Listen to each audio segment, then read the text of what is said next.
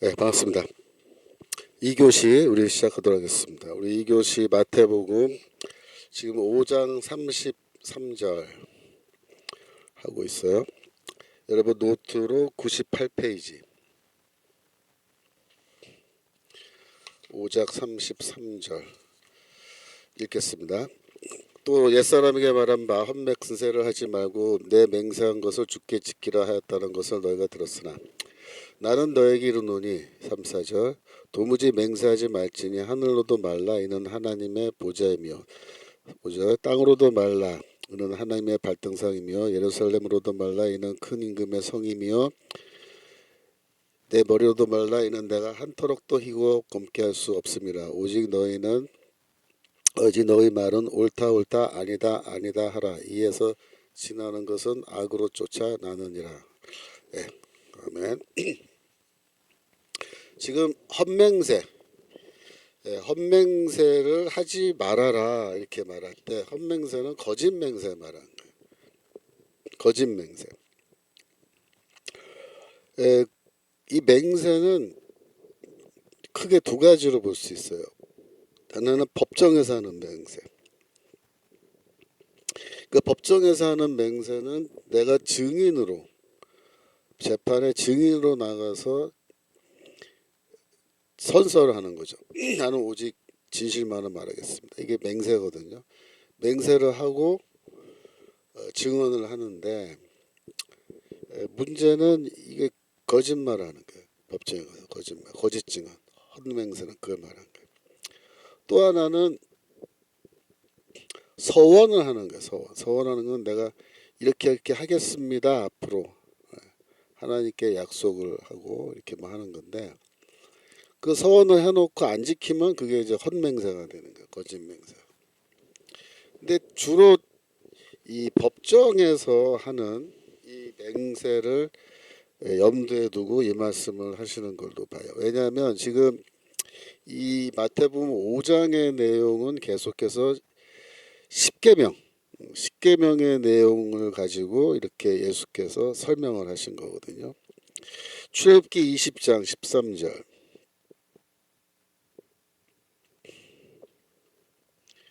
출애굽기 20장 13절. 20장 13절.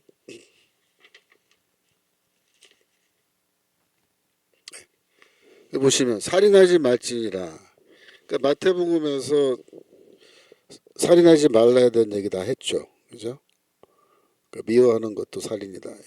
간음하지 말라. 이것도 얘기했죠. 이미 앞에다 나왔어요. 이성을 보고 음란한 생각을 품은 것만 해도 간음한 것이다. 그다음에 도적질하지 말라. 요거는 지금 조금 뒤에 나와요. 도적질하지 말라는. 근데 이제 요거 하나 건너뛰고 그다음 뭐예요? 내 16절 내 이웃에 대하여 거짓 증거하지 말지니라. 요게 나오는 거예요. 지금 살인하지 말라, 간음하지 말라. 그 다음에 이웃에 대하여 거짓 증거하지 말라. 이게 뭐야? 거짓 증거. 이게 헛맹세 이거거든요. 그러니까 증인으로 법정에 나가서 출두해서 증언을 할 때 거짓말하지 말라 그 얘기예요. 거짓말하지 말라.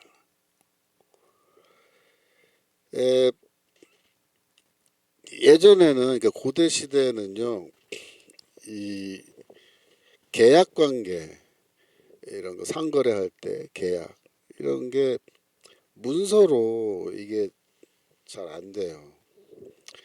그러니까 오늘날에는 부동산 매매 계약 같은 거 할 때 이렇게 그 매매 계약서를 작성하고 거기에 인감 도장을 갖다가 서로 찍고 이거 다 하잖아요, 그죠?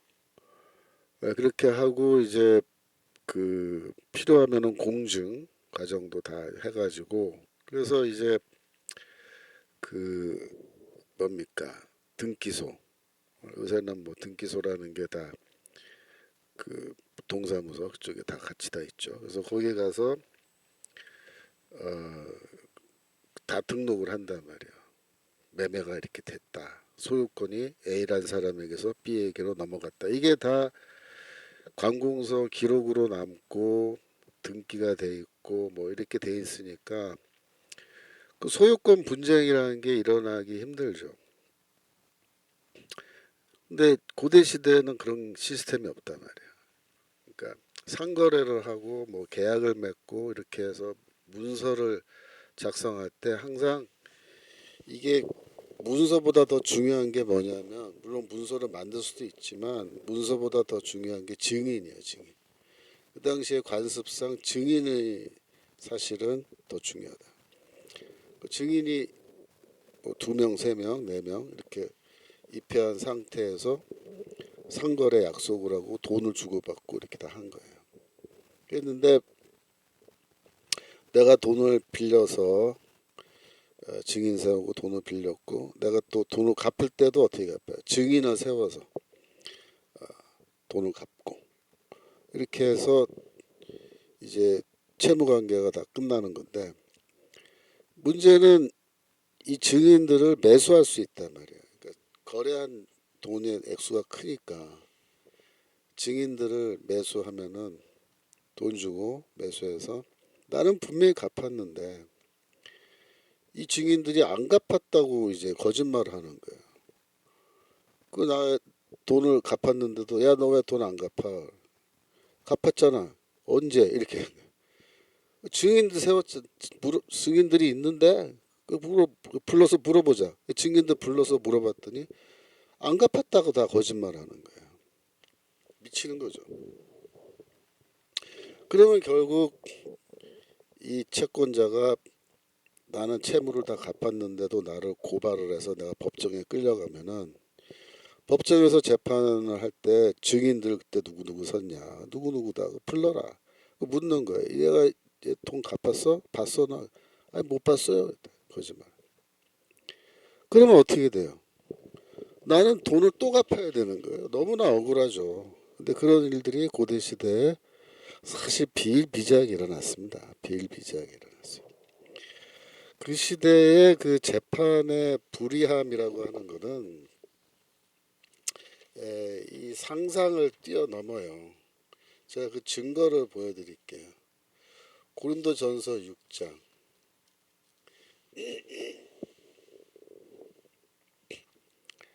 1절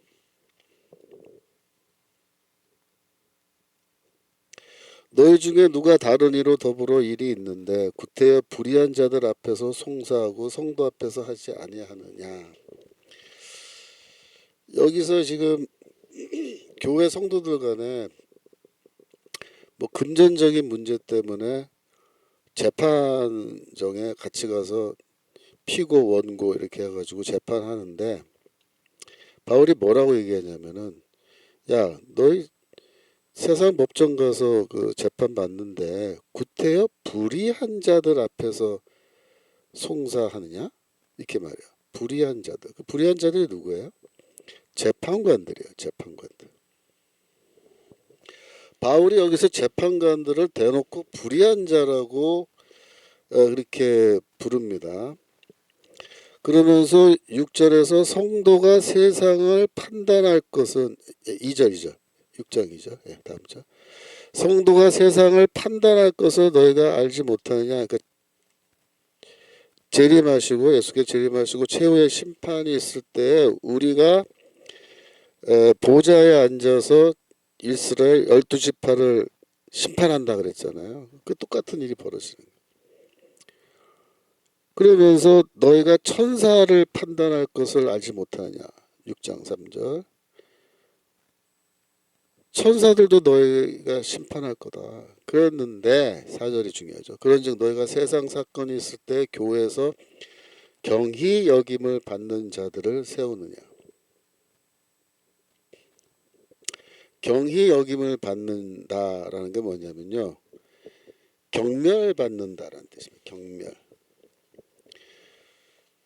경멸받는 자들을 세우느냐 그 말이 뭐예요? 그 경멸받을 만한 사람들 앞에 가서 재판을 받냐. 그 재판관들을 뭐라고 부르냐면 아까 불의한 자들이라고 불렀는데 1절에서는 4절에서는 경멸받는 자들이라고 그렇게 부르는 거예요. 경멸받을 자들. 그래서 이 바울의 세상 법정에 가서 재판하지 말아라 이렇게 얘기할 때 그 이유가 뭐예요? 그 재판관들이 다 불의한 재판관이라는 거예요. 불의한 재판관.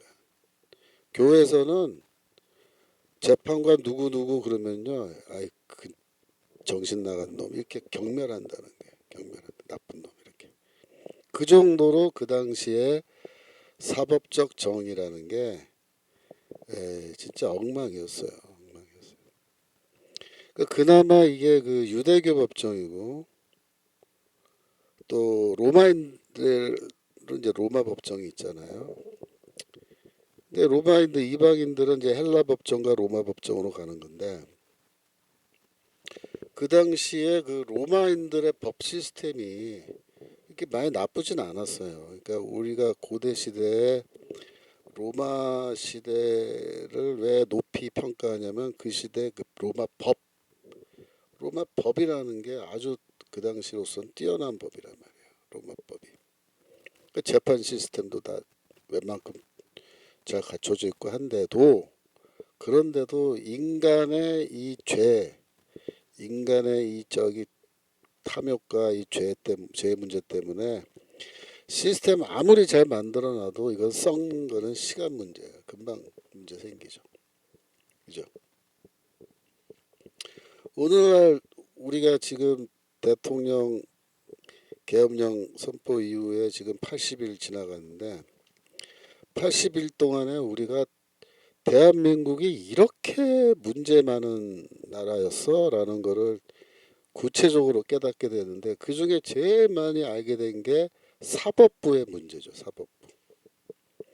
뭐 언론은 예전부터 문제가 많다는 거 우리가 다 알았으니까 이번에 언론이 하는 짓거리를 보고 뭐 새로울 건 없죠. 근데 헌법재판소를 포함해서 중앙지법이고 뭐 서부지법이고 간에 판사들 이렇게 문제가 많은 줄은 정말 몰랐단 말이에요. 이번에 깨달은 거잖아요. 이번에.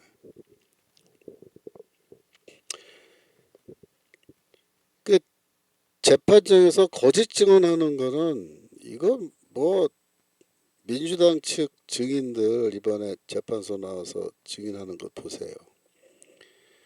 그 광보시기 하는 그 사령관 그냥 횡설수설하고 말을 이렇게 바꿨다 저렇게 바꿨다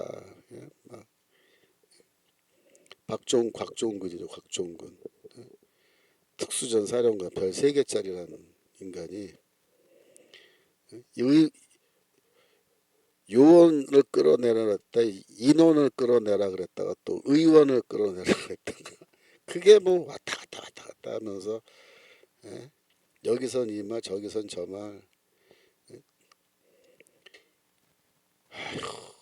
그리고 홍장원이라는 사람 그 안기부 국정원 제1차장 그 체포 명단 그것만 해도 홍장원의 그 메모 그게 얼마나 왔다 갔다 해요. 헌법재판소에서 다 증인 선서하고 진실만을 말할 것을 선서합니다라고 그게 맹세거든요. 맹세 해놓고도 10계명에 내 이웃에 대하여 거짓 증언하지 말라 이렇게 되어 있는데 너희 이웃 정도가 아니고 대통령이 거짓 증언을 밥 먹듯이 한단 말이야. 이제는 뭐 필적 감정하니까 그게 홍장원이 필적도 아니고 박선원이라고 민주당 국회의원 그 간첩 1심의 간첩 사건에 연루돼 있었던 그 인간 그 녀석 필체라는 거 아니에요. 지금 필적 감정하니까 다 엉터리 다 거짓말이잖아요. 지금.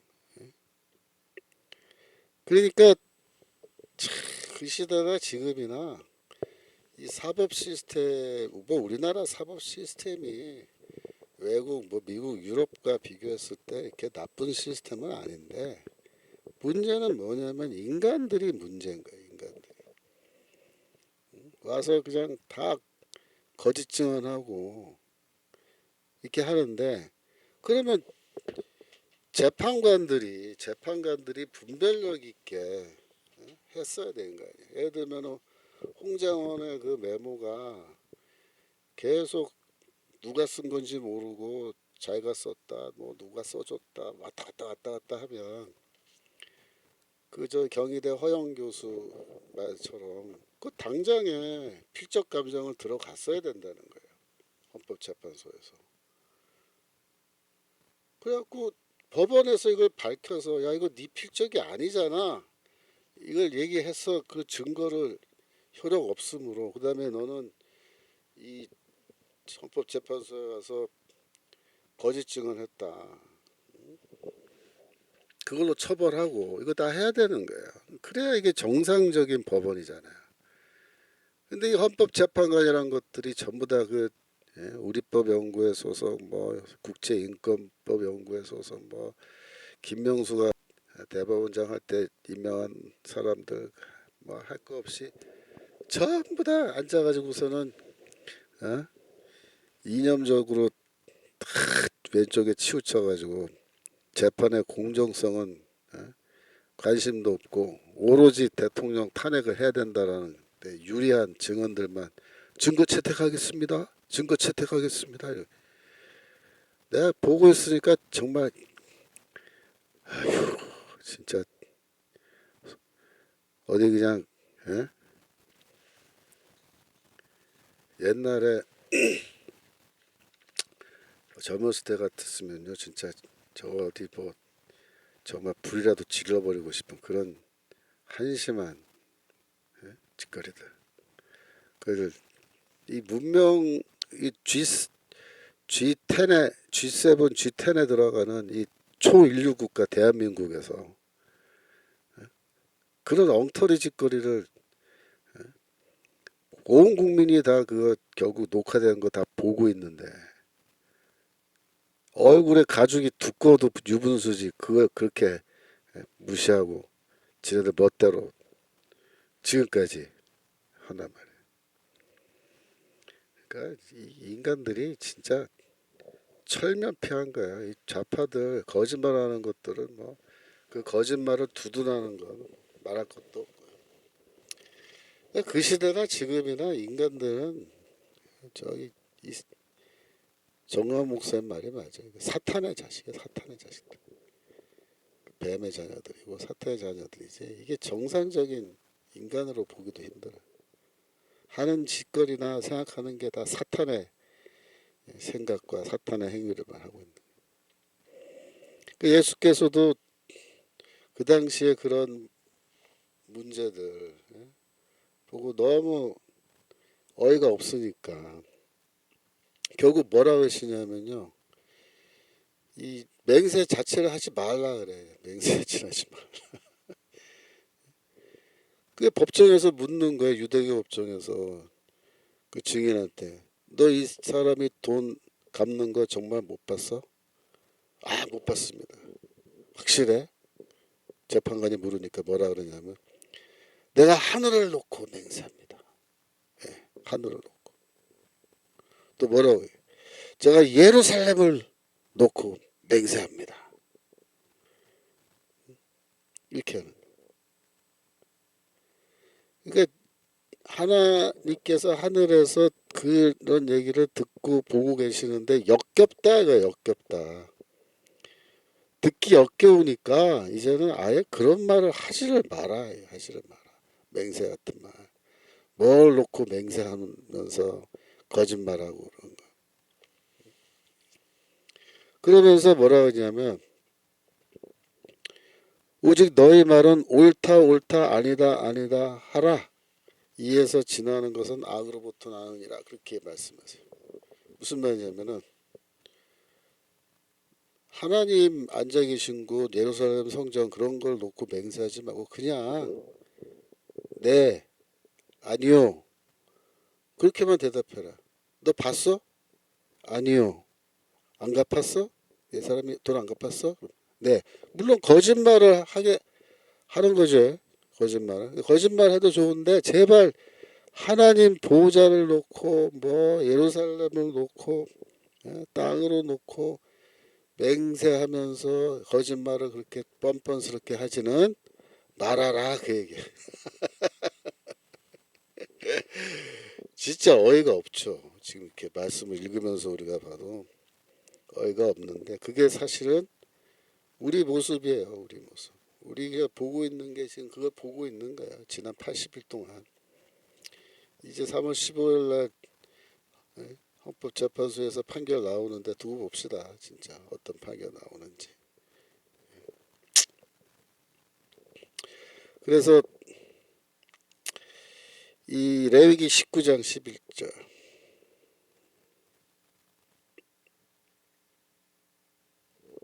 레위기 19장 11절 너희는 도덕질을 하지 말며 속이지 말며 서로 거짓말하지 말며 거짓말 이게 특별히 법정에서 거짓말하면 안 돼요. 법정에서 12절 너희는 내 이름으로 거짓 맹세함으로 내 하나님의 이름을 욕되게 하지 말라 나는 여호와니라 그 얘기예요. 내 이름을 욕되게 하지 말아라. 맹세하면서 내가 하나님의 이름을 두고 맹세합니다. 정말로 저 사람은 안 갚았습니다. 거짓말이지. 이렇게 하는데 하지 말아라. 하지 말아라. 이 거짓 증언의 문제가요. 이게 심각한 거예요. 여러분 예수께서 산헤드린에서 마지막 재판 받으실 때 그때도 보세요. 자, 마가복음 14장 이거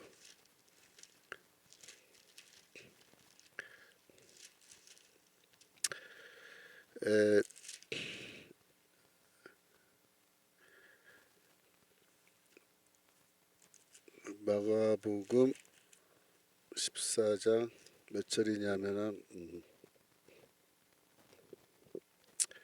55절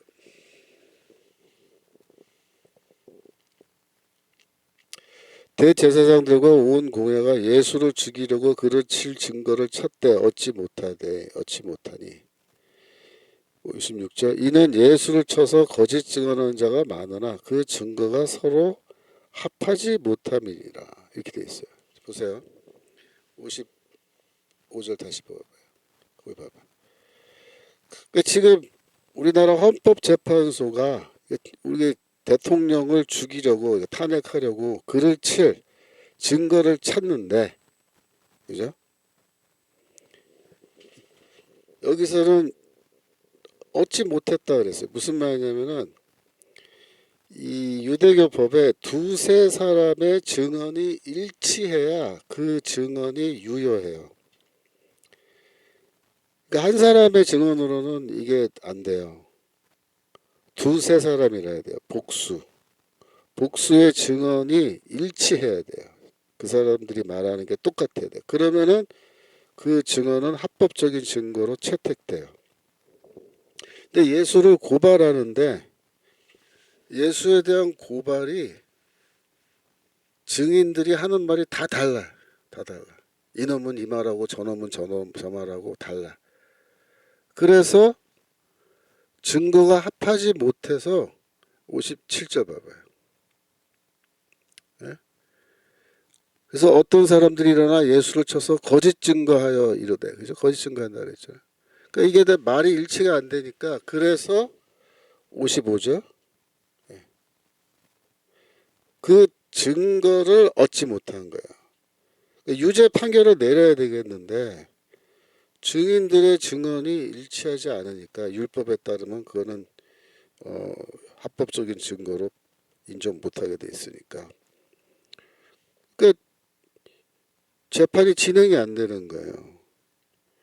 이걸 보면요 그때 대제사장과 공회는 그래도 공정한 판결을 하고 있는 거예요. 그래도 물론 이놈들이 예수를 죽이고 사형 선고 내리고 다 이렇게 하지만 그래도 이 사람들이 이 대제사장과 공회가 거짓 증거를 하는 거를 정확하게 보고 아 이거는 거짓 증언이야. 이거는 합법적으로 받아들일 수 없어. 이렇게 판단하는 거야. 근데 우리나라 헌법재판소는 지금 어때서? 어때?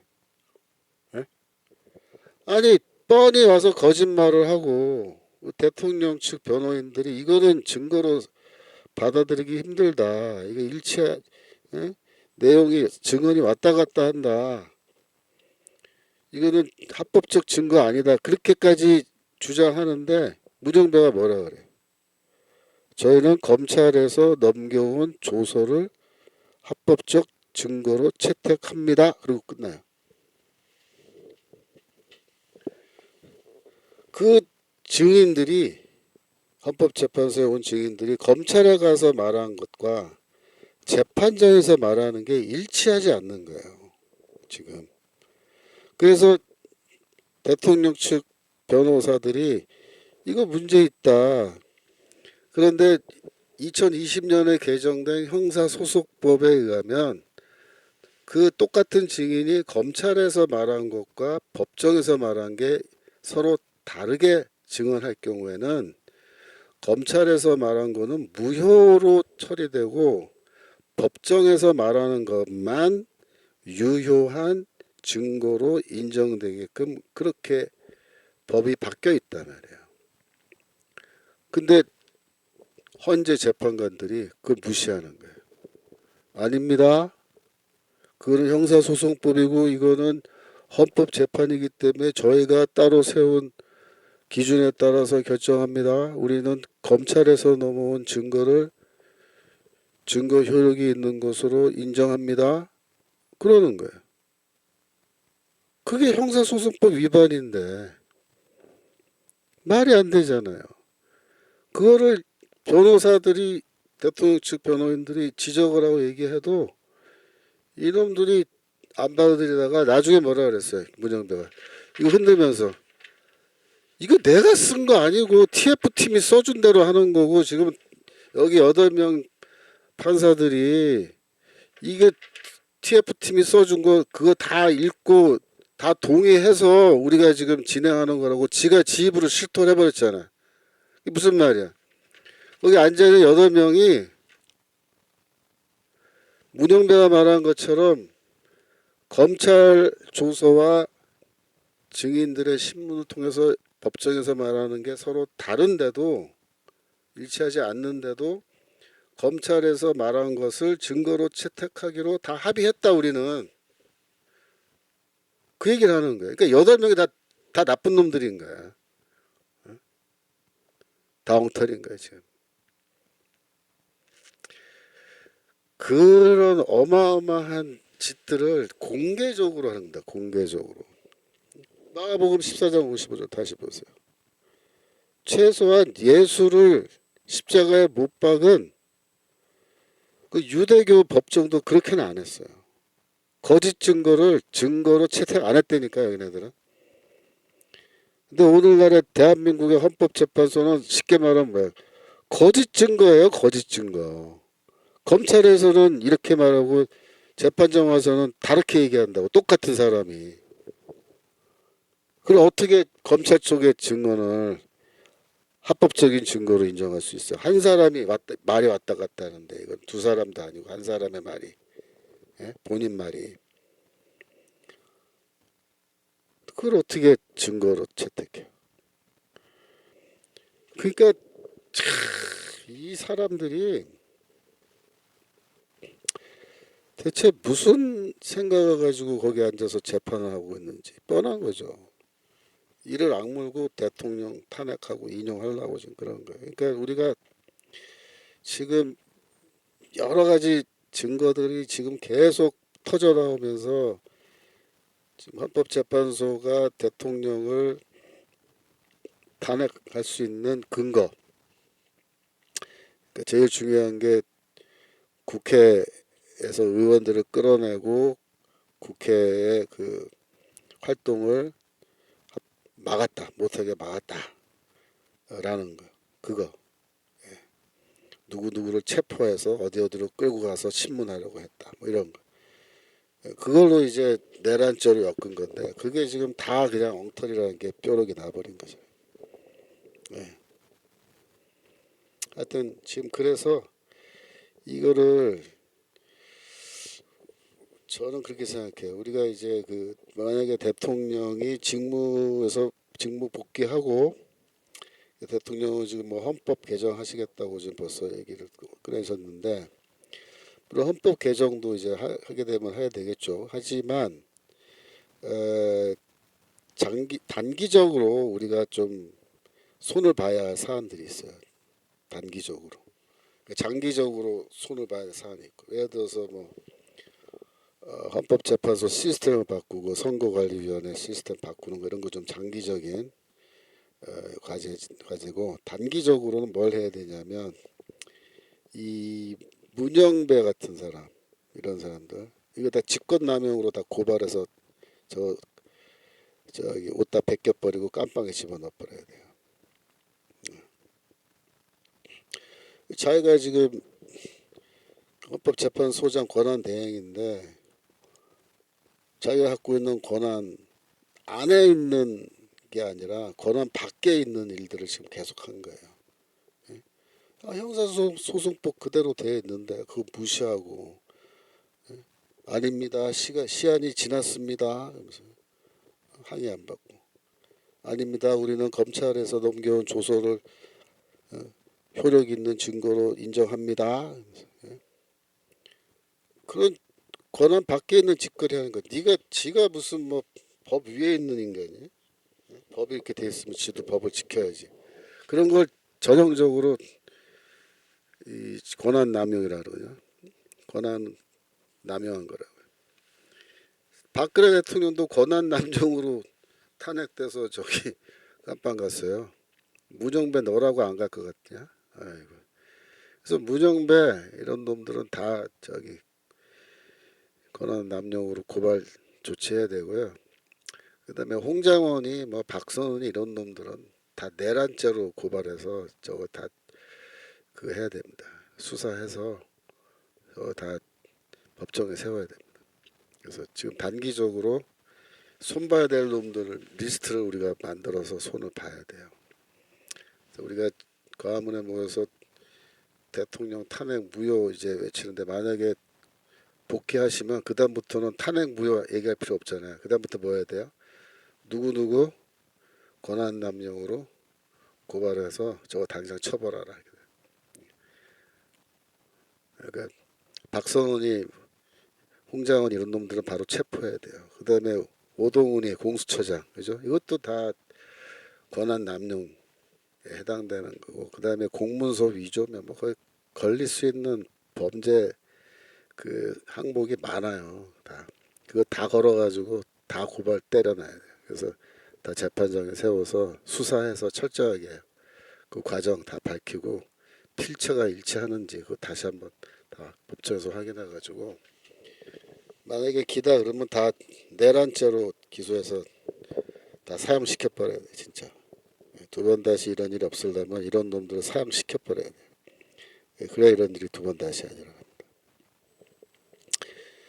하여튼 우리나라의 그 사법 체계를 지금 바로 잡아야지. 그냥 놔두고 어영부영 또 넘어가면요 이놈들은 절대로 안 돼요. 이번에 이 전쟁이 이게 내전인데 이 내전의 특징이 뭐냐면요. 영어로는 엔드 게임이라 그래요. 엔드 게임. 엔드 게임이 뭐냐면 끝장을 보는 게임이라는 거예요. 끝장. 우리말로는 선멸전이라 그래요. 선멸전. 좀 무시무시하죠. 선멸전. 즉 이번 전쟁은 이기는 쪽은 다 이기는 거예요. 다 먹는 거예요. 지는 쪽은 완전히 피박 쓰는 겁니다. 모든 걸 다 내놔야 돼요. 근데 만약에 대통령이 복귀하고 우리가 이 전쟁에서 이기면 이게 선멸전이기 때문에 적을 선멸해야 됩니다. 적을 살려두면 안 돼요. 절대로. 선멸전에 들어가서 이번에 불법을 저지른 놈들은 하나도 빠짐없이 다 고발해가지고 그런 죄과를 다 받게끔 그렇게 해서 그놈들을 선멸을 해버려야 됩니다. 지금 대통령이 복귀만 하면은 우리가 할 수 있는 일은 많이 있어요. 지금 일일이 지금 얘기를 안 해서 그렇지. 다시 돌아와서 이 거짓 맹세 문제 그렇고요. 그 다음에 100페이지로 가서 신명기 19장 18절 20절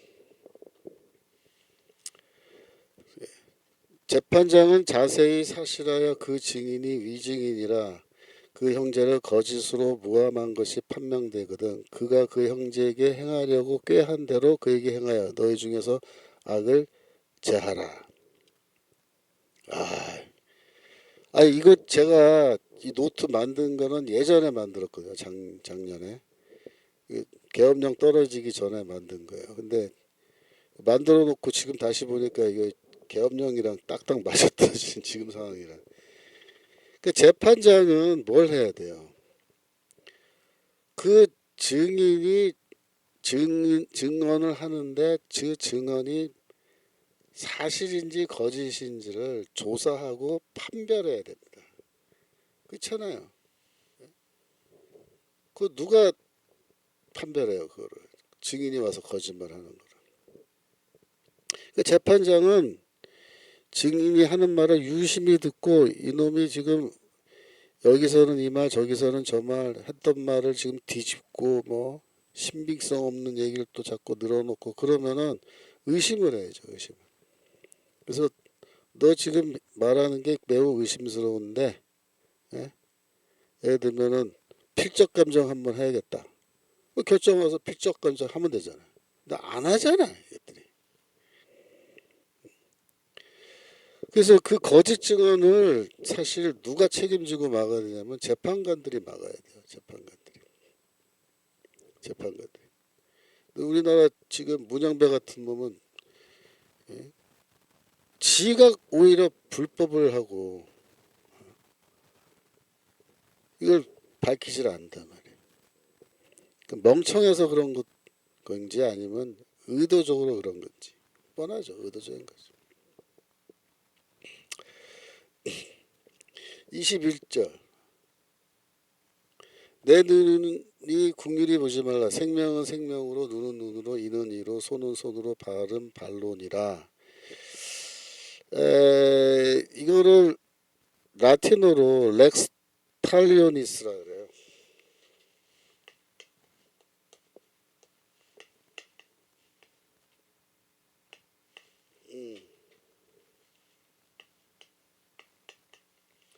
렉스는 법이란 뜻이고 탈리오니스는 보복이란 뜻이에요. 보복법.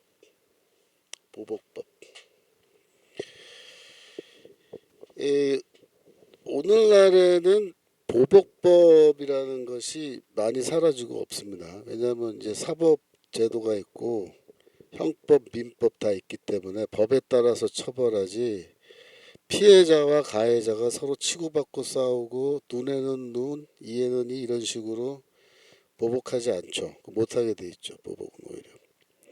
그런데 중동 지방에 가면은 아직까지 이 렉스 탈리오니스라고 하는 이런 보복의 관행이 지금도 남아 있어요.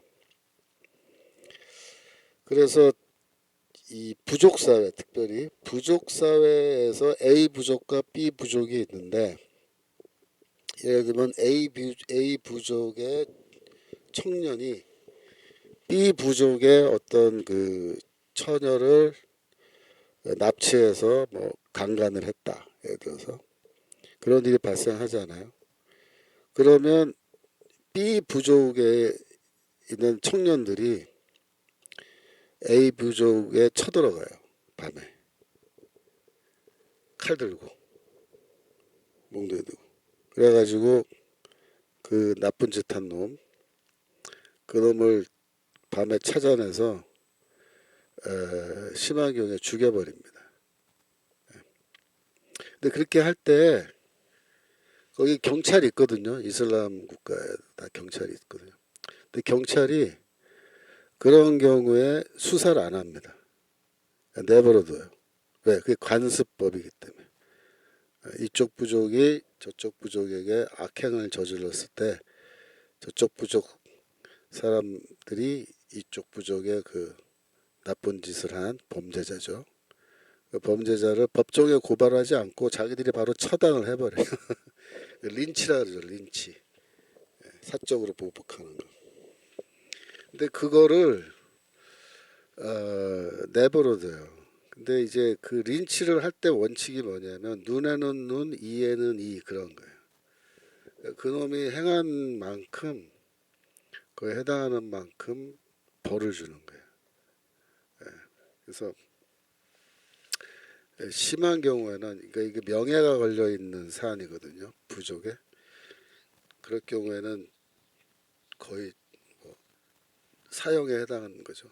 죽여버린단 말이에요. 아니면은 뭐 팔 한쪽을 잘라버리고 뭐 이렇게 하는 게 있어요. 칼 가져가서 죽이지 않을 경우에는 뭐 팔을 자르든지 다리를 자르든지 하여튼 무시무시해요.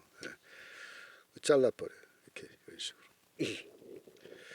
그래서 이러한 그 보복법이 그 당시에 뭐 지금도 있으니까 그 당시에는 뭐 굉장히 광범위하게 있었던 거죠. 근데 그 문제에 대해서 마태복음 5장 38절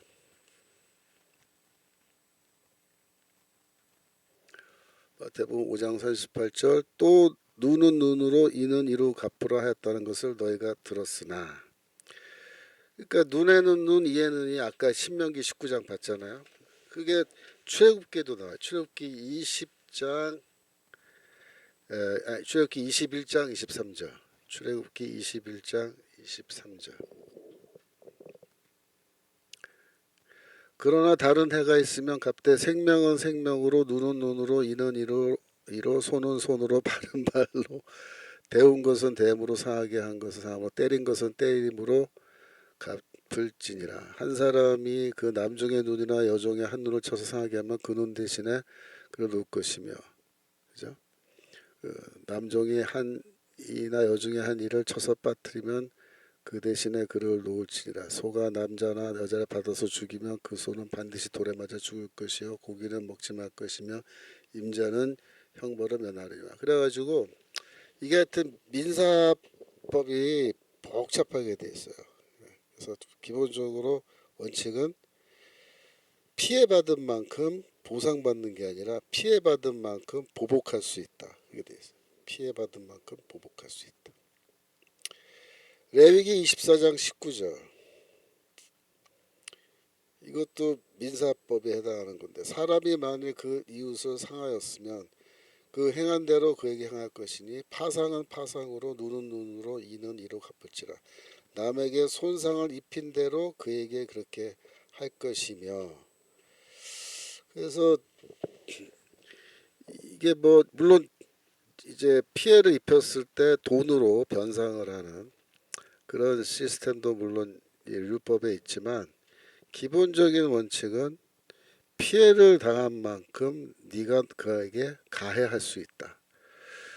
이게 이제 보복법인데 근데 이 보복법이 좀 무서운 법이에요 사실은. 왜냐하면은 그 사법기관이 개입하지 않고 사법기관의 개입 없이 인간과 인간, 사람과 사람 사이에 이 정의를 내가 원하는 대로 이루다 하는 거예요. 그러니까 아예 뭐 예를 들어서 지금 법정에 이제 갔단 말이에요. 저 사람이 나에게 피해를 줘서 법정에 갔는데 법정에서 판결을 내렸는데 또 법관들이 느슨하게 저 가해자 친구들 법관이 가해자 친구들이에요. 그래갖고 내가 만족 못할 만한 아주 느슨한 처벌을 할 경우에 그러면은 어떻게 해요? 나는 그 법정의 결정에 나는 만족하지 못한다. 나는 그렇게는 이 사건을 그렇게 애매하게 희미하게 하고 나 넘어갈 수 없다. 나 행동으로 나간다. 그러면은 뭐 칼 들고 가서 또 다리 한쪽 자르고 막 그렇게 하는 거죠. 그래서 이게 어떤 면에서는 이제 좀 무서운 법이에요. 여러분 그 지난번에 문재인 때 북한에서 내려온 그 탈북 어부들이죠. 탈북 어부 3명 왔을 때 그 국정원하고 이렇게 해가지고 문재인이가 다시 북한으로 돌려보냈잖아요. 송화 판문점에서.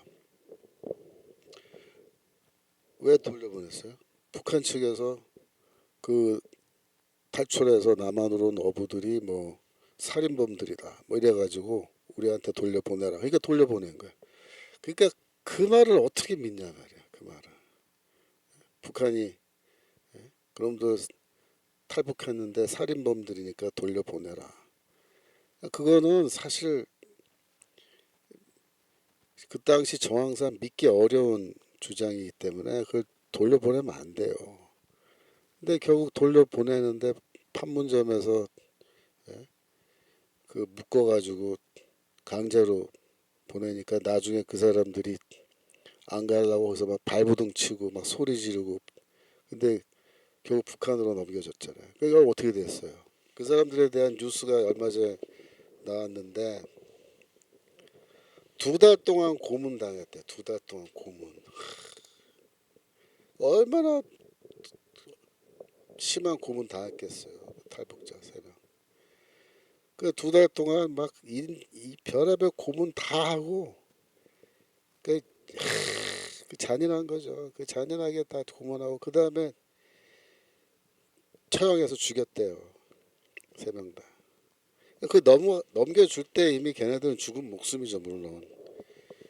근데 북한 정권이 알잖아요 우리가 김정은이 얼마나 악독한 놈들인지. 그냥 곱게 안 죽일 거다 그렇게 생각했지만 야 어떻게 이 2달 동안 잔인하게 고문을 해 사람을. 그러면 만약에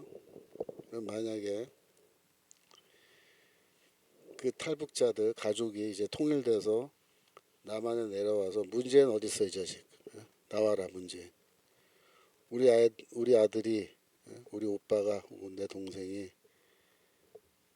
자유를 찾아 남한으로 탈출했는데 네가 다시 돌려보냈어? 헌법에 분명히 북한 사람도 대한민국 국민으로 되어 있는데 너도 똑같이 해야 된다. 그죠? 눈에는 눈, 이에는 이. 그럼 어떻게 해야 돼요? 문재인 저거 2달 동안 고문해야 됩니다. 2달 동안 고문하고 죽여버려야 돼. 어떻게? 그 가족들한테 넘겨주는 거야. 그게 뭐야? 렉스 탈리오니스. 렉스 탈리오니스. 보복법. 그게 구약 성경에서는 그게 정의로 된 거야. 그게 정의. 그게 저스티스입니다. 저스티스. 근데 웃기는 게 뭐예요? 이번에 그 3명 북한으로 강제 송환할 때 관련돼 있는 그 국정원장 뭐 서훈이부터 해가지고 쫙 있잖아요. 그 거짓말하고 그래도 강제로 돌려보내는 애들. 걔네들 지난주에 1심 판결 나왔잖아요. 1심 판결. 근데 뭐 잘못했다는 거를 인정하고 징역형이 나왔는데 징역형을 선고유예죠. 선고유예. 집행유예가 아니고 선고유예. 또 뭐야? 선고유예를 내렸어요. 그래가지고 쉽게 말하면 죄는 있는데 처벌을 안 한다고 이렇게 한 거야. 그 3명 가서 2달 동안 고문받고 죽었는데 그 책임자들은 아무런 처벌도 안 받고 솜방망이 처벌이죠. 진짜 솜방망이도 아니야. 선고유예니까 방망이도 없는 거야. 그런 진짜 엉터리 판결이 어디 있습니까 세상에. 인간의 생명을 3명이나 죽음으로 몰아넣은 놈들이. 그 우리나라 참 문재인 정권에서 그런 짓 했는데 이제 윤석열 대통령이 됐는데도 법원은 그따위로 판결 내리고 있는 거예요. 그러니까 그러니까 이 사법제도도요. 이제는 지긋지긋해요. 사법부도 저것 정말 지긋지긋해. 이번에 보니까 아주 그냥 우리법 연구회부터 해서 걔네들은 뭐 말할 것도 없고요. 우리법 연구회가 아닌 인간들도 판사들 아주 지긋지긋해요. 지긋지긋해요. 그래서 어떤 생각하냐면 빨리 AI가 좀 발전해가지고 판사들을 다 AI로 바꿔버렸으면 좋겠다. AI 알죠? AI가 저기 판례 다 학습하고 형법, 민법 다 학습해가지고 있으면 그냥 이런 죄를 지었는데 어떻게 하면 좋을까요? 법적으로 어떻게 하면 됩니까? AI한테 물으면 AI가 그거는 유죄고 징역 몇 년 딱 하면 그냥 그대로 하는 거예요. 그 판사들이 필요 없어요, 진짜. 판사들이 지들 멋대로 하는 판결 이런 거 할 바에야 그냥 AI가 하는 게 나아요. 빨리 그런 시대가 왔으면 좋겠어요. 그래서 사법부 판사들 다 실업자로 만들어 버리고 아니 AI가 더 공정해요. AI가 정의롭고 하여튼 문제입니다. 근데 마태복음 5장에서 예수는 뭐라고 말씀하세요? 5장 38절 또 눈은 눈으로 이는 이로 갚으라 하였다는 것을 너희가 들었으나 요단 말이 중요해요. 나는 너에게 이르노니 악한 자를 대적지 말라. 누구든지 내 오른편 뺨을 치거든 왼편도 돌려대며 이게 돼요. 네. 오른쪽 뺨을 치면은 왼편도 돌려대며 너를 송사하는 말은 고발하여 속옷을 가지고자 하는 자에게 겉옷까지 가지게 하며 이렇게 말합니다. 그래서 눈에는 눈, 이에는 이 이게 지금 구약성경 세 군데 율법이 나와 있잖아요. 근데 예수께서는 그거는 구약 시대에 하나님이 너희들 향해서 하나님 백성 향해서 요구한 것 중에 아주 미니멈 그 정도 선에서 서로 뭐 보복하고 치고받고 민사소송, 형사소송 있으면 그 정도 선에서 너희가 정의를 세우고 그냥 끝내라 하는 건데 하나님의 뜻은 원래 뜻은 뭐냐면은 오른편 뺨 때리면 왼편도 돌려대는 거다. 그죠? 오른편 뺨 때리면 뭐야? 눈에는 눈, 이에는 이면 나는 어떻게? 나도 오른편 뺨 때려야죠.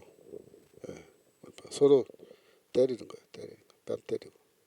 그래야 그 저스티스다 이거죠.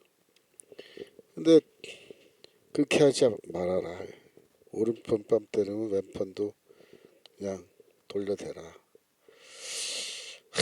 요즘 같으면요 예수님의 이런 말씀 이 사법적 불의를 보면서 이게 예수의 말씀은 너무 지키기 어려운 고상한 저기 이상적인 그런 말씀처럼 들릴 정도로 우리나라가 이렇게 망가져 있어서 우리가 분노 게이지가 막 올라가 있어서 말씀이 잘 귓속으로 안 들어오는 건데 원래는 그런 거예요. 원래는 오른편 뺨 때리면 우리는 왼편 뺨 대면서 쉽게 말하면 뭐예요? 보복 안 하겠다. 보복 안 하기로 결심한 겁니다. 그래서 크리스천들의 특징이 뭐냐면 보복을 안 하는 거예요. 로마서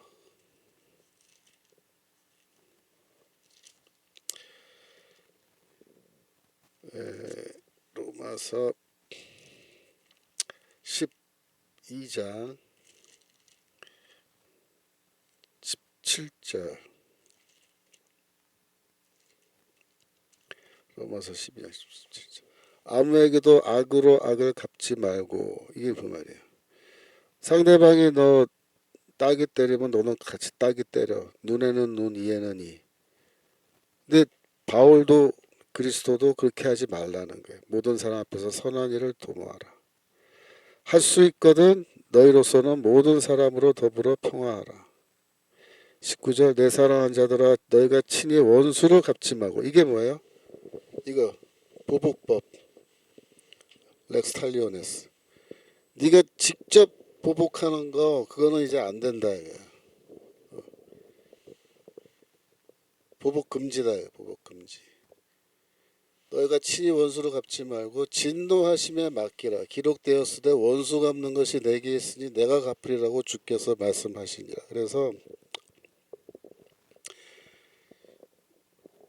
보복하지 말라는 거예요. 보복하지 말라. 내 원수가 줄이거든 먹이고 목마르거든 마시오라. 그리함으로 내가 숯불을 그 머리에 쌓아놓으리라.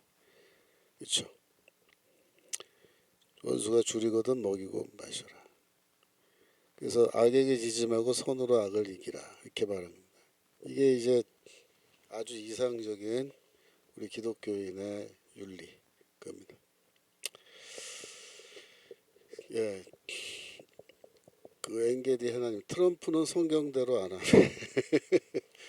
예, 트럼프는 이 개인적인 사안이라면은 뭐 내가 한 대 맞고 이렇게 돌려대고 내 뺨도 돌려대고 이렇게 할 수 있지만 이게 정치적인 사안이고 이제 대통령이기 때문에 이런 경우에는 그냥 용서하고 끝나면 안 돼요.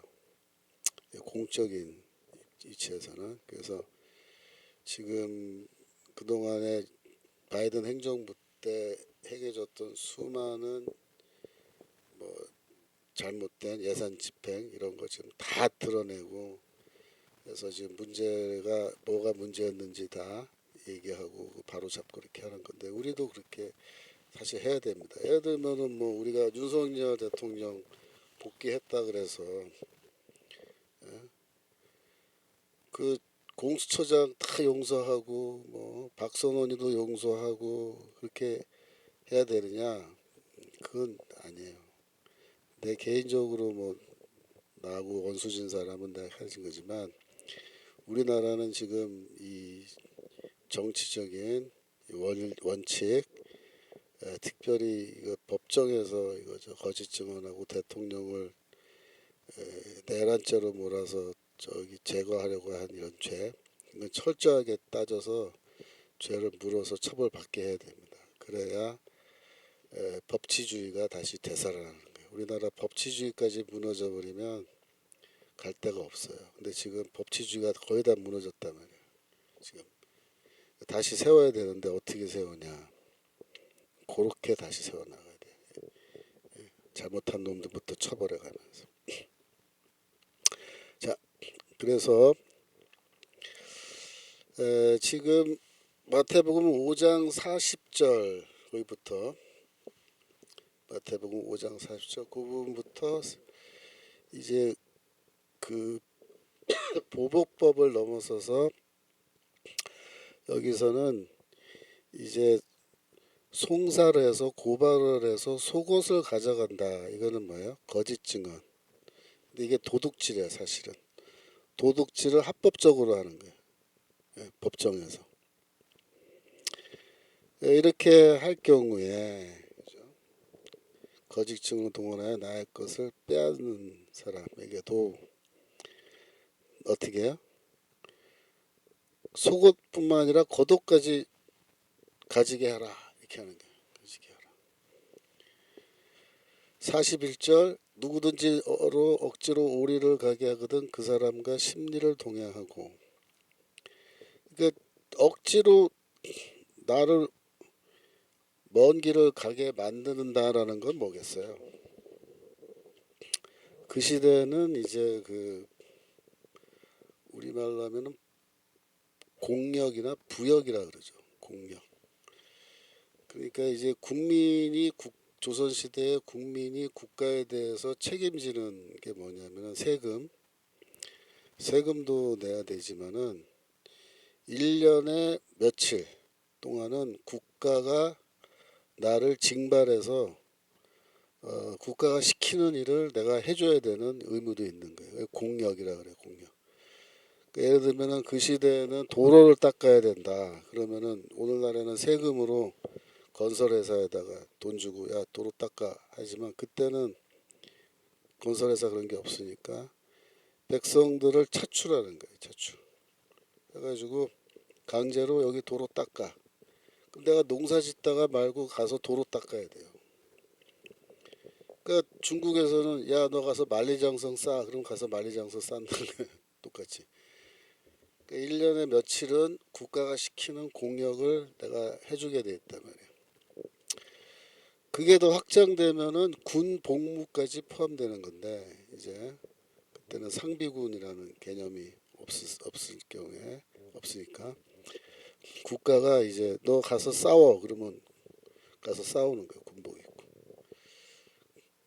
근데 지금 로마 시대에도 로마인 군인들이 일반 그 백성들을 차출해서 공력을 이제 시키는 겁니다. 그러니까 로마 군대가 이동할 때 물건들을 많이 들고 가야 돼요. 그러니까는 자기 갑옷, 방패, 창, 칼 이런 건 물론이고 텐트를 갖고 다녀요. 텐트.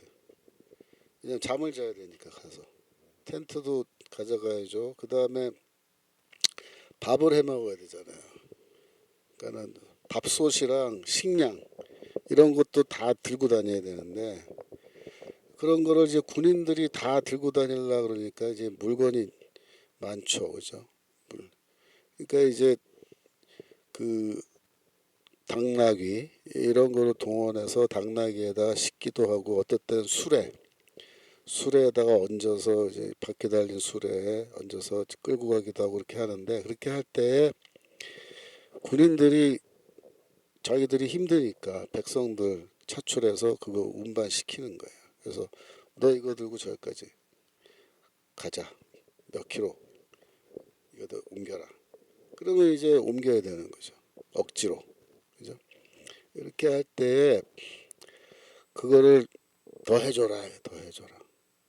그러니까 이것도 굉장히 파격적인 가르침이죠. 그러니까 이제 이렇게 읽으면 읽을수록 마태복음 5장에 있는 예수의 세계명 이건 정말 지키려고 하면 정말 어렵고 내가 개인적으로는 손해를 많이 봐야 되는 그런 상황인 거예요. 속옷은 겉옷보다 더 쌉니다. 겉옷이 훨씬 비싸요. 속옷 빼앗는 자에게 겉옷까지 줘버릴 수 있으려면은 이거는 뭐예요? 욕망에 대한 그 재물에 대한 욕망이 없는 거죠.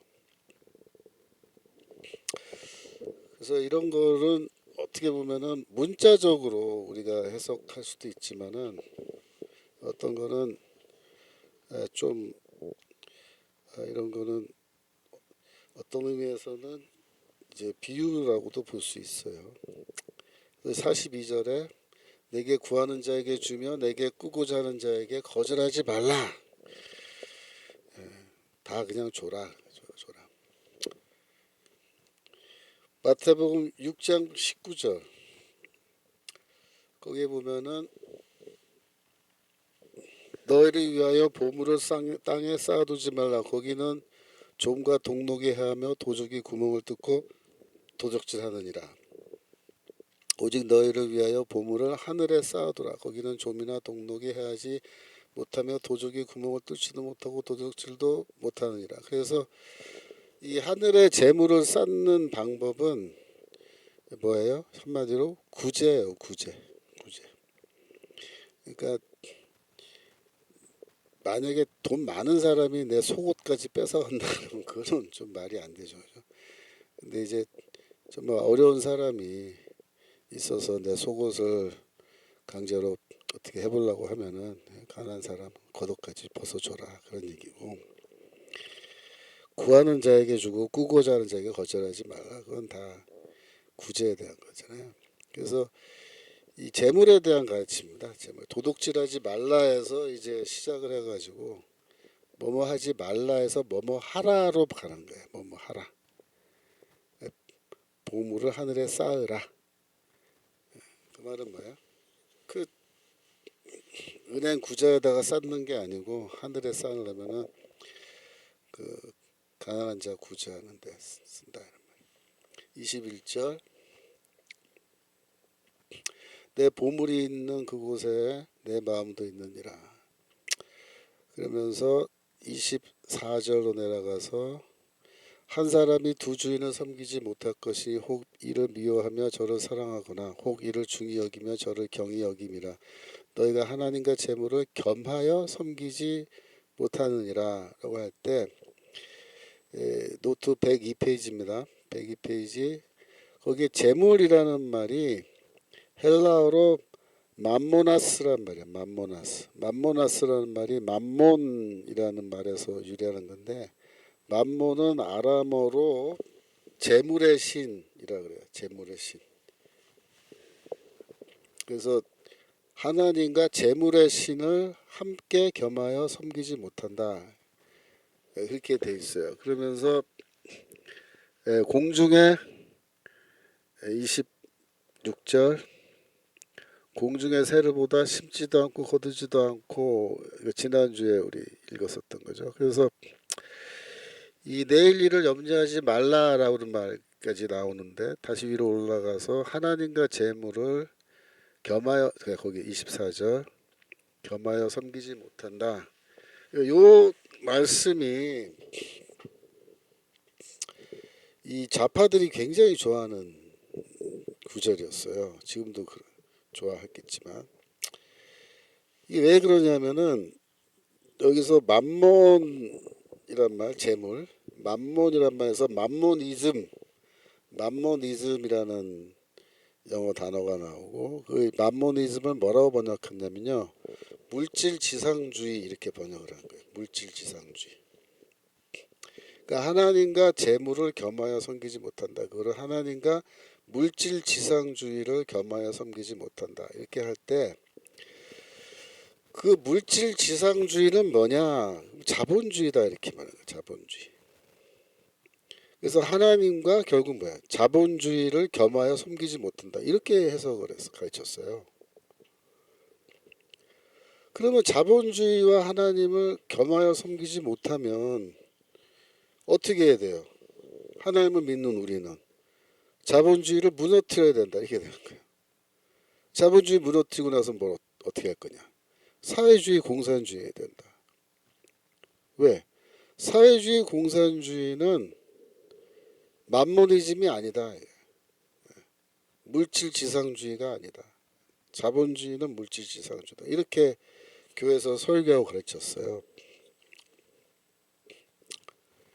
저도 젊었을 때 그렇게 배우고 그렇게 알았죠. 근데 커서 이제 제가 성경을 연구하는 학자가 돼서 이거 연구해 보니까 이건 그런 뜻이 아니란 말이에요. 절대로. 그러니까 엉터리로 해석한 거예요. 엉터리로. 뭐가 엉터리냐면요, 맘모니즘을 왜 자본주의와 똑같은 것으로 봐야 되냐, 그게 이제 문제인 거예요. 그때는 아무도 그걸 의심 안 하는 거예요. 자본주의, 그 맘모니즘이지. 그건 당연한 걸로 생각하는 거예요. 그러면 사회주의는 맘모니즘이 아니냐? 아니라고 했거든요. 왜? 모든 사회주의는 모든 사람이 다 동일하게 똑같이 나눠 먹는 거니까. 예? 가난한 사람도 없고 부유한 사람도 없는 거 아니냐, 이렇게 주장하죠. 근데 그게 다 거짓말이에요. 거짓말. 왜 거짓말이냐면 사회주의는 모든 사람이 똑같이 나눠 갖는 게 아니에요. 절대로 그렇지 않아요. 그건 허상이에요. 허상. 사회주의 국가를 이렇게 들여다보면요, 사회주의 국가는 반드시 어마어마한 불평등을 전제로 해서 만들어지는 사회입니다. 부자는 어마어마하게 부유하고 가난한 사람은 더 어마어마하게 가난하게 되는 게 사회주의예요. 빈부격차가 줄어드는 게 아니라 더 확대됩니다. 확대돼. 그걸 제일 잘 보여주는 나라가 지금의 중국이에요. 중국. 그래서 오래전부터 이 경제학자들이 이 사회주의를 비판하면서 뭐라고 비판하냐면 이렇게 비판해요. 사회주의는 국가가 책임을 지고 모든 국민을 취직시켜주고 먹여 살리고 재워주고 입혀주고 다 하는 거다. 집도 주고 음식도 주고 옷도 입히고 교육도 시키고 다 해주는 거예요. 의료도 서비스도 해주고 다 해주는 거예요. 근데 생각을 해봐요. 오늘 우리나라가 지금 당장 사회주의 국가가 된다고 생각해 보세요. 이 많은 인구를 국가가 다 먹여주고 입혀줘야 돼요. 그럼 국가는 무슨 돈으로 그걸 하죠? 무슨 돈으로? 세금으로 못합니다. 지금 세금 걷어서 이 국가 운영하기도 빠듯해요. 그래서 사회주의 국가는요, 어떻게 돼야 국민을 먹여 살릴 수 있냐면 모든 생산 수단을 다 국유화해야 돼요. 모든 생산 수단을 다 국유화해요. 그리고 토지도 다 국유화해야 되고 기업도 다 국유화해야 돼요. 삼성, LG 할 거 없이 중소기업 할 거 없이 다 국유화해야 돼요. 다 국유화. 왜냐하면 모든 토지에서 나오는 이득, 모든 회사에서 공장에서 나오는 만들어내는 이득을 국가가 다 가져야 돼요. 세금만 걷어서는 감당 못해요. 모든 경영의 이득을 국가가 다 가져야 돼요. 그래야 그 돈으로 온 국민을 먹여 살릴 수 있어요. 그죠? 그러면 국가가 우리나라의 모든 기업과 모든 하여튼 생산을 하는 모든 거를 다 국가 소유로 바꾸고 다 빼앗는 거예요. 예? 개인 거를 다 빼앗는 거예요. 국유화는 다 뺏는 거예요. 강제로 소유권을. 그렇게 해놓고 거기서 나오는 모든 이익을 다 국가가 독점하고 그걸로 이제 국민을 먹여 살려야 되는데 문제는 뭐냐면 이 국민들에게 이거를 먹여 살리기 위해서 어마어마한 행정적 조직이 필요한 거예요. 그러니까 지금은 내가 뭘 먹고 뭘 입고 뭘 사고 그죠? 내가 핸드폰 원하면 내가 가서 돈 주고 사고 이렇게 쓰고 할 때 이거 내가 다 알아서 하잖아요. 그죠? 근데 사회주의 국가는요. 국가가 다 해줘야 되잖아요. 해줘야 돼. 그러면 어마어마한 행정부 조직이 필요해요. 예를 들어서 배급을 한다고 해요. 배급. 쌀 배급 뿐만 아니라 감자, 옥수수, 고춧가루, 참기름 해가지고 이걸 다 배급으로 해야 된다고 생각해 보세요. 그 배급하기 위해서 관련된 부처들 다 만들어야 되죠. 공무원들 새로 다 뽑아서 이게 어마어마한 이 관료 시스템이 돼야 돼요. 행정부가 비대해진다 그 말이야. 그런데 이거를 이제 이렇게 알아서 먹여주고 하는데 만약에 입법부가 잠깐 그러면서 야 너희 이거 돈 왜 이렇게 써? 이렇게 쓰면 안 되지. 그러면서 입법부가 행정부에게 관여를 해가지고 입법부가 법을 만드든지 뭘 하든지 해가지고 행정부의 그런 행정적 처리를 못하게 막을 수 있잖아요. 그럼 어떻게 돼요? 저희 굶어 죽어요. 배급이 안 돼서. 또 사법부가 고발을 하든지 같은 문제가 생겨서 사법부가 정부는 이렇게 하지 말고 이건 잘못된 거다 무효다 저렇게 해라 땅땅땅 그렇게 하면 어떻게 돼요? 사법부가 행정부를 개입해 들어오면 저기 굶어 죽는 사람 생겨요. 그러니까 어떻게 되냐면 상권 분립을 하면 안 돼요. 의회나 사법부는요, 사회주의 공산주의 국가에서 입법부와 사법부는 행정부 밑으로 다 들어가야 돼요. 행정부가 무지무지한 권력을 독점해야 됩니다. 그래야 먹여 살릴 수 있어요. 그래서 공산주의 국가에서는요, 저기 입법부, 사법부가 유명무실한 거예요. 그래서 행정부가 다 장악한 거예요. 그것도 공산당이 다 장악한 거죠. 그래서 절대적 권력이 생기는 거예요. 절대적 권력. 우리나라에서는 삼권 분립이 원래 제대로 이게 되면요, 절대적 권력이란 게 못 생겨나요. 안 생겨나요. 삼권 분립 원래 민주주의 시스템은 절대적 권력이 등장 못하게끔 이 제도를 그렇게 만들어 놓은 거거든요. 근데 공산주의 국가에서는요, 필연적으로 절대적 권력이 등장하게 돼 있어요. 행정부, 사법부와 입법부는 그 밑에, 행정부는 모든 권한을 다 가져야 돼요. 그래야 책임지고 국민을 다 먹여 살릴 수 있는 거예요. 이게 뭐예요? 이게 내 삶을 책임져 주는 국가라는 거예요. 내 삶을 책임져 주는 국가. 내 삶을 책임져 주는 국가가 있으면 좋겠죠. 국가가 다 내 삶을 책임져 주니까. 근데 그렇게 되면 어떻게 되느냐? 결과는 엄청난 권력의 집중에서 절대 권력이에요. 우리말로 하면 독재 권력이에요. 독재 권력. 엄청난 독재 권력이 생겨나야, 그 독재 권력이라야 우리 국민의 삶을 다 책임지고 다 먹여 살리는 거예요.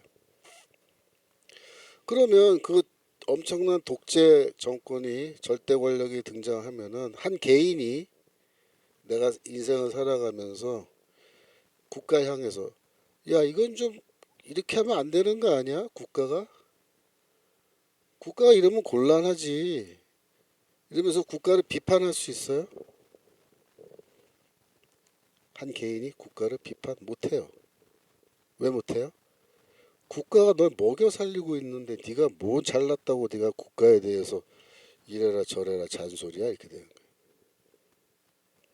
그러니까 공산주의 국가에서는 뭐 배급제로 하고 뭐 이렇게 해가지고 국가가 너의 삶을 책임져주고 이렇게 되는 국가에서는요, 개인이 절대로 개인의 자유와 권리를 주장할 수가 없어요. 국가에 향해서. 국가가 귀도 안 기울여요. 왜? 이게 뭐 입법부 사법부도 없는데 사실상 개인이 뭐 언론이 어디 있어요? 공산주의 국가에서 절대 권력 앞에서 언론은 그냥 프로파간다, 선전선동의 도구일 뿐이에요. 그래서 뭐든지 시키는 대로 다 해야 돼요. 국가가 반항 못해요, 개인이. 그러니까 너는 저기 가서 저 일해, 너는 저기 가서 살아, 저 땅 저거 농사짓고 뭐 만들어, 국가가 시키는 대로 해. 나는 여기 사과나무 심고 싶습니다. 시끄러. 너는 거기 사과나무 심으면 안 돼. 시금치 심어, 시금치. 그럼 무조건 시금치 심는 거야. 그래갖고 직업의 자유도 없고 거주 이전의 자유도 없고요, 그죠? 뭐 종교 자유, 집회 자유, 뭐 그런 거 다 없어요. 무슨 자유가 필요해요? 다 국가가 먹여 살리는데. 그래서 이 문재인이가 2017년도에 지가 대통령 되자마자 5월달에 자기가 앞으로 만들려는 나라의 그 국가의 비전으로 내 삶을 책임져주는 국가라는 구호를 넣고, 그걸 또 좋다고 막 사람들이, 젊은 사람들이, 아유, 우리 국가가 나라를 책임져주면 얼마나 좋아, 취직도 안 되고 아파트 값도 비싼데, 그렇게 생각하는 거죠. 그래서 이 사회주의는 항상 뭘 말하냐면 국가가 너를 구원해 줄 거다, 이렇게 얘기해요. 국가는 너의 뭐다? 메시아다. 제가 그래서 102페이지, 103페이지에 제가 예전에 썼던 글 거기에 넣어놨죠. 제가 월드뷰라는 잡지에 2012년도 2월 달에 기고한 글인데 제목이 국가는 우리를 구원할 메시아인가? 제가 이 글에서 국가는 절대로 우리를 구원하는 메시아가 되어서는 안 된다. 사회주의 국가, 공산주의 국가는 국가가 내가 너를 구원해 주겠다는 거예요. 그래서 이 사회주의 국가는요 항상 종교적인 그런 방향으로 나가요. 왜냐하면 국가가 구원자이기 때문에 이 구원자 신앙이라 그래요. 구원자. 국가가 나의 삶을 책임져 주고 나를 구원해 줄 거라는 그런 맹목적 신앙에 바탕하는 국가 종교인데요. 이게 사이비 종교예요. 항상 이 사회주의 국가는 이런 사이비 종교를 만들어내는데 이게 국가 종교예요. 국가 종교. 그래서 이 전체주의 국가, 이런 공산주의 국가에서는 그 지도자, 그러니까는 당서기죠. 당서기. 공산당 서기와 같은 김일성이와 같은 혹은 모태똥 같은 이런 인물들이 우상화되는 거예요. 우상화. 왜 김일성이 동상 세워놓고 레닌 모택동 동상 세워놓고 가서 뭐 절하고 왜 그래요? 왜? 그게 국가 종교란 말이에요. 국가 종교. 왜? 국가가 나를 구원해주는 메시아고 네 삶이 어렵고 힘들수록 국가는 너를 그 모든 고난으로부터 구원해 줄 것이기 때문에 너는 이 국가 지도자 김일성이고 김정은이고 모택동이고 스탈린이고 간에 이 국가 지도자를 너는 신뢰하고 존경해야 되고 그를 사랑해야 되고 그래서 이게 일종의 사이비 종교가 돼가지고 이게 주체 사상도 그래서 일종의 종교 철학처럼 돌아가는 거란 말이에요.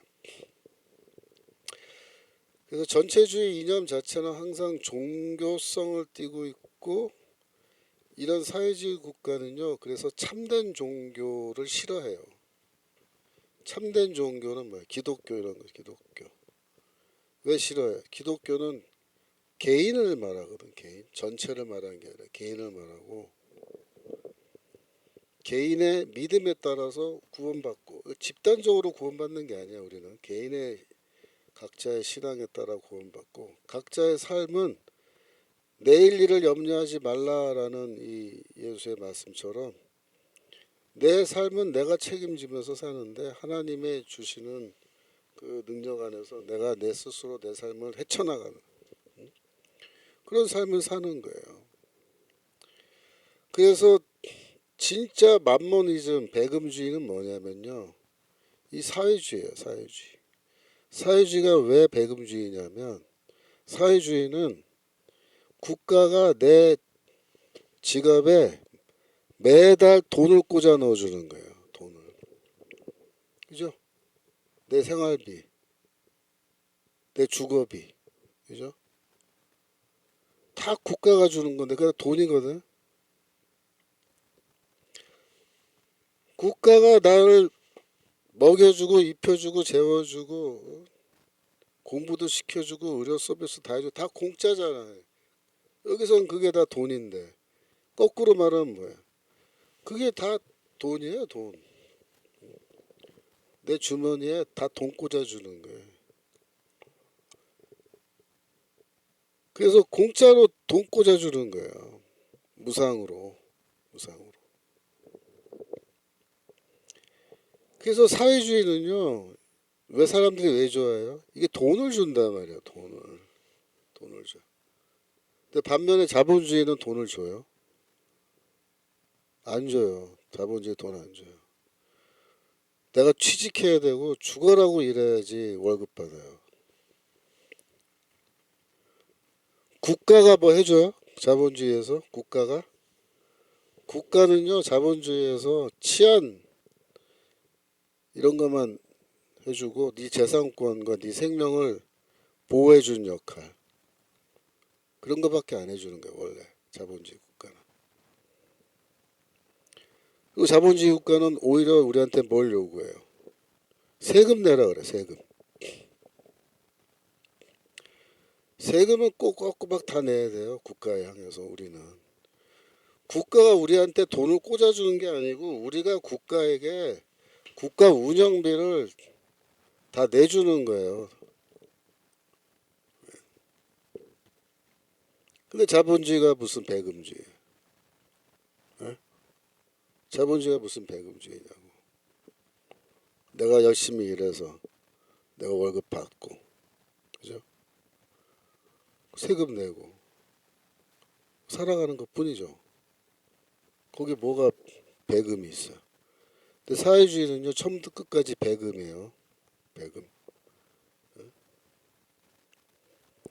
너의 삶을 국가가 책임져 줄게. 그 대신에 너의 모든 자유와 권리는 다 포기해. 라고 하는 거잖아요. 라고. 그러니까 이런 거는 사실 우리가 이렇게 보면요. 말도 안 되는 거야. 말도 안 되는 거야. 말도 안 되는. 그래서 이 마태복음 6장 24절 다시 한번 보여주세요. 마태복음 6장 24절. 한 사람이 두 주인을 섬기지 못할 것이니 혹 이를 미워하며 저를 사랑하거나 혹 이를 중히 여기며 저를 경히 여김이라. 너희가 하나님과 재물을 겸하여 섬기지 못하니라 해서 이 재물 맘몬이라는 것이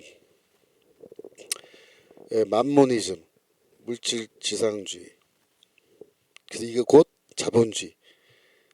그러므로 하나님을 믿는 우리는 자본주의를 무너뜨리고 사회주의 사회로 나가야 된다라고 하는 그런 진짜 말도 안 되는 좌파들의 이 선전선동입니다. 좌파 목사, 교수들의, 신학자들의. 절대 속아 넘어가면 안 돼요. 우리는 여기서 재물은 뭐다? 진짜 만모니즘은 사회주의다. 사회주의. 사회주의의 말로 전형적인 만모니즘이고 사회주의야말로 왜 사람들이 자본주의 싫어하고 사회주의 좋아해요? 내가 취직하고 일 안 해도 국가가 내 삶대로 책임져 주고 더 돈 꽂아 주니까. 요즘에 젊은 사람들 실업수당 받는 그 재미에 석 달 일하고 석 달 실업수당 받고 그렇게 사는 사람 많잖아요. 그게 다 쉽게 말하면 국가가 네 삶을 책임져 준다는 걸 악용하는 거죠. 그렇게 해서 그렇게 살아서 그 사람의 인생에 어떤 발전이 있어요? 없어요? 없어요.